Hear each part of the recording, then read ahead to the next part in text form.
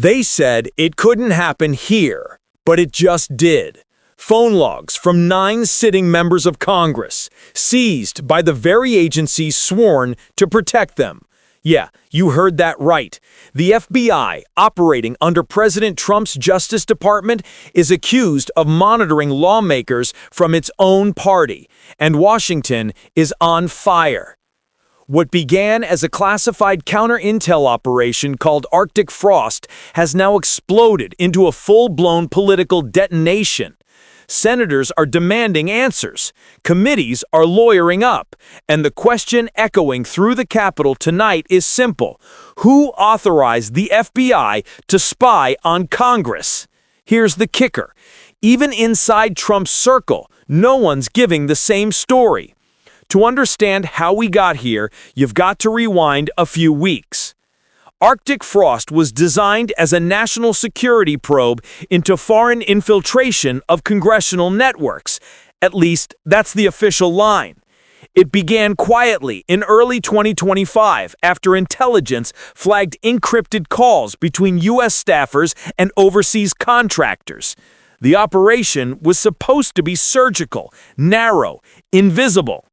Then something changed. According to leaked internal summaries, agents went beyond staff communications and pulled entire call metadata batches belonging to elected officials themselves.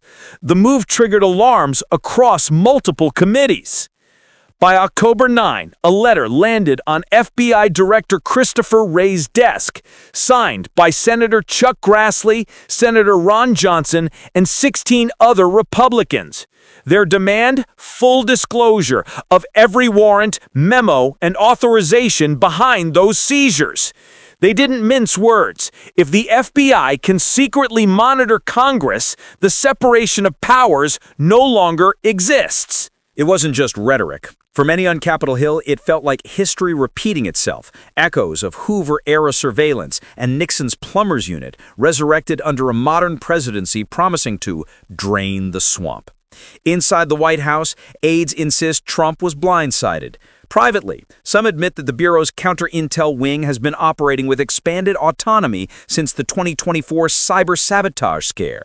But critics call that a convenient excuse. Either the president knew or he lost control of his own DOJ. By Friday morning, the storm hit live television. Grassley stood on the Senate steps, cameras flashing, papers in hand. "This isn't national security," he said, voice tight. "This is domestic surveillance dressed up as patriotism." Within hours, #FBI spy trended nationwide. Conservative media ran with it. "Trump's deep state turns inward," one headline blared. Liberal outlets framed it differently. "Republican civil war in full view." At the heart of it all, the president's silence. Trump hasn't spoken publicly beyond a one-line post on Truth Social. "No one is above the law. Even Congress must be accountable. #Truth wins." Supporters hailed it as strength. Detractors saw deflection. Behind the scenes, White House press staff reportedly begged DOJ officials to release clarifying statements, but none came. The FBI simply confirmed that national security collection protocols were followed. That one line poured gasoline on the fire. House Oversight Chair James Comer called it the most dangerous bureaucratic creep in American history. Senator Lindsey Graham demanded a closed-door intelligence briefing. Even usually loyal senators like Josh Hawley hinted at subpoenas. And the Democrats? They stood back, arms crossed, quietly smiling. One aide to Senate Majority Leader Schumer reportedly said, "Republicans built the surveillance machine. Now it's eating them alive." Meanwhile, constitutional lawyers are parsing every angle. Could the FBI legally subpoena call metadata from sitting lawmakers under the Foreign Intelligence Surveillance Act? Technically, yes, if there's probable cause of foreign contact. But here's where it gets murky. FISA oversight is supposed to involve congressional notification. That never happened. For ordinary Americans, the optics are horrifying. The idea that federal agents, under any administration, might collect legislators' private data without disclosure cuts straight to the country's democratic nerve. By evening, protesters gathered outside FBI headquarters. Hand-painted signs read, "Stop the Spy State" and "Who Watches the Watchers?" Inside the Bureau, morale is cracking. Multiple insiders told reporters that analysts are terrified of becoming the next scapegoat if Congress forces public testimony. One described the atmosphere as a siege from all sides. By Saturday, this wasn't just a controversy, it was a constitutional crisis in slow motion. Republicans called emergency caucus meetings. Some urged unity behind the president. Others whispered about overreach, about lines you simply don't cross. Moderates worry this scandal hands the Democrats the perfect narrative, authoritarian chaos. Public polling, limited but telling, shows nearly 62% of independents view the alleged surveillance as an abuse of power. Even among registered Republicans, trust in federal agencies has fallen to record lows. The DOJ faces a no-win scenario. If it stonewalls, it looks guilty. If it releases the documents, it risks exposing sensitive intelligence operations that might compromise ongoing counterespionage work. And then there's the human side. The 9 lawmakers whose data was seized include high-profile committee members with access to defense appropriations, foreign aid budgets, and classified briefings. If their communications were monitored, even in metadata form, it could breach the speech or debate clause of the Constitution, a sacred shield against executive intrusion. Legal scholars are already warning of the precedent. If one branch can secretly surveil another, said Georgetown's Dr. Marianne Ellerby, the checks and balances collapse. As hearings loom, Trump's cabinet is split. Attorney General Pam Bondi insists the Bureau acted within lawful protocols, while Chief of Staff Chris Livatina pushes for a rapid internal review to calm the political storm. Sources describe heated shouting matches inside the West Wing about how far to go in defending Wray versus cutting him loose. Meanwhile, the opposition party is sharpening their knives. Democrats on the Judiciary Committee are drafting resolutions demanding a special prosecutor, ironically to investigate the very president they accuse of weaponizing justice. One strategist called it poetic symmetry. Trump spent years saying the system was rigged. Now he's proving it can be rigged from the top. Cable news devours every twist. Leaked texts, anonymous quotes, side-by-side footage of Trump praising strong law enforcement next to senators accusing him of overreach. It's media dynamite. And beneath it all, the American public senses something darker, that the machinery of power, surveillance, justice, secrecy, no longer belongs to any party. It's running on momentum of its own. Grassley warned of it bluntly. If the Bureau can monitor Congress today, it can monitor you tomorrow. The line ricocheted across social media, a rallying cry for libertarians, progressives, and everyone in between. For a brief, flickering moment, the outrage wasn't partisan, it was human. But unity never lasts long in Washington. Within 24 hours, the factions hardened. MAGA loyalists framed the backlash as deep state hysteria. Moderates called for new oversight statutes. The president's communications team rolled out a disciplined message. Protecting America requires tough decisions. Yet every attempt at damage control only amplified the question, when does national security become political security? By Sunday night, subpoenas were being drafted, whistleblowers were lawyered up, and cable panels whispered about the unthinkable, impeachment motions against FBI leadership, maybe even within the president's own party. Reporters camped outside Wray's home.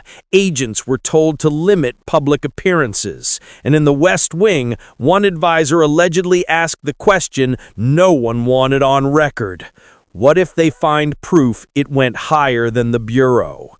Because if they do, that's not just surveillance, that's treason inside the House of Power itself. But here's the part nobody's talking about. What happens if this actually goes forward? The White House insists it was procedural, a renewal of a standing authority dating back to 9/11. But legal historians are already connecting dots. They're calling it a modern echo of Watergate, only digitized and turbocharged by 21st century surveillance tools. Think about that. In 1974, it took burglars, tapes, and months of cover-ups to bring down a president. In 2025, all it takes is a line of code and a single executive sign-off. Inside the DOJ, whispers are growing louder. Some staffers believe the Bureau was under direct pressure to expose foreign influence inside Congress, after intelligence briefings warned of encrypted communications between lobbyists and foreign shell companies.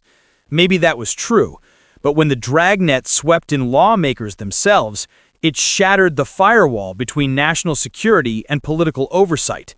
And here's the irony. Trump built his first presidency on the promise of ending the deep state.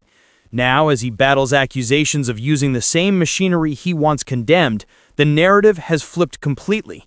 Republicans are split down the middle. The mega bloc says this is necessary toughness, cleaning house. The constitutional conservatives call it a betrayal of everything we claim to defend. Democrats don't even have to intervene. They just watch the fire burn, occasionally tossing on a quote about authoritarian drift. But this fight isn't just about Trump. It's about a country addicted to power, terrified of losing it, and willing to bend rules to keep it. Political strategists already see the outlines of 2026. One party arguing security at any cost, the other screaming freedom under siege. Both sides win outrage. The public loses trust. We've been here before. Different names, same pattern. J. Edgar Hoover kept secret files on senators. Richard Nixon sent plumbers after leaks. Obama-era NSA programs vacuumed citizens' metadata until Snowden blew the whistle. Each time, the justification was the same: national safety. Each time, the cost was invisible until it wasn't. What makes the Arctic frost scandal unique is that it blurs every line at once. It's not left versus right, it's state versus self-preservation. A Republican administration accused by Republicans of spying on Republicans. And maybe that's why it terrifies Washington more than any foreign threat, because it exposes a truth no one wants to face. Power has no ideology. It only has momentum. While the cameras roll, the war rooms are already strategizing. For Trump's team, the messages contain and reframe. Make this about rogue agents, not presidential authority. Expect talking points about bureaucrats gone wild and the president demanding accountability. For Democrats, the move is simpler. Sit back and document. Every GOP fracture becomes footage for campaign ads, clips of Republicans accusing their own leader of violating the Constitution. Moderate Republicans are quietly forming what some insiders call the October Coalition. Their goal? Draft emergency legislation limiting executive surveillance powers. But doing that while their own party controls the White House? That's political suicide, and they know it. Still, whispers of a bipartisan hearing are spreading. Schumer wants the cameras rolling, Grassley wants the subpoenas ready. And the DOJ, caught in the crossfire, keeps repeating the same hollow phrase: we do not comment on ongoing investigations. The real investigation, of course, is political. Who knew what and when? If emails or memos surface linking the White House to those call log orders, the consequences are nuclear. If not, Trump emerges stronger, the man who dared to clean out corruption and paid the price for it. Either way, the script writes itself. Every headline, every hearing, every leak feeds the same beast: attention as power. On Capitol Hill, tempers are volcanic. This week, a closed Senate Intelligence Committee session reportedly erupted when Senate Graham demanded to know if his own communications were swept up. One witness refused to answer on record. The room fell silent. Outside, protests spread from D.C. to Dallas. Signs read, "Stop spying on America," and "Congress equals target." Cable panels replayed old Trump speeches about freedom from government intrusion, now hauntingly ironic. Meanwhile, the FBI's credibility is collapsing. Career agents, many of them Trump supporters, feel abandoned. One anonymous memo leaked online reads, "We followed orders, now we're the enemy." Pam Bondi, the Attorney General, tried to calm the storm with a late-night statement. Every action taken was lawful and reviewed at the highest levels. That phrasing, highest levels, only made things worse. Reporters immediately asked, does that mean the president himself? Inside the West Wing, aides described sleepless nights and shattered phones. Every text, every memo could be subpoenaed. The administration's communications lockdown is total. No one moves without legal counsel. Yet, in rallies across the Midwest, Trump's base doesn't flinch. To them, this is proof he's fighting the corrupt establishment harder than ever. They don't see surveillance, they see strength. And that's what makes this moment uniquely volatile, because in American politics, scandal doesn't destroy loyalty, it hardens it. So, where does this all lead? Three paths are being whispered behind the scenes. Containment. The DOJ releases partial documentation, blames mid-level miscommunication, and sacrifices a few officials. The story burns hot, then fades. Trump declares victory, claiming he cleaned up the system. The machinery survives, just a little quieter. Implosion. Subpoenas expose White House signatures authorizing the surveillance. Hearings turn into televised warfare. Republicans fracture completely. Wray resigns. Bondi faces contempt, and Democrats push a censure or impeachment vote. The administration limps into 2026 under siege. Total reversal. Evidence emerges that some lawmakers under surveillance were indeed tied to foreign money channels. The narrative flips overnight. Trump was right. Public opinion swings, the opposition is discredited, and executive power expands even further. Each path leads somewhere darker because none restore trust. They only shift who wields the machinery next. That's the real danger here. The precedent doesn't vanish when the outrage cools. It sits there, waiting for the next administration to use it. So tonight, as the lights in the Capitol burn past midnight, America faces a choice. Is this a story about one president's overreach or a mirror reflecting what we've become? Because every side that rises to power promises restraint. Every side ends up saying the same thing. Just this once, for national security. And somewhere along the line, democracy becomes conditional, a permission slip signed by whoever holds the pen. Think about that. If the FBI can watch Congress, what stops it from watching the rest of us? If the Constitution bends in secret, who's left to notice when it breaks? So I'll leave you with this. Do you think this is accountability or theater?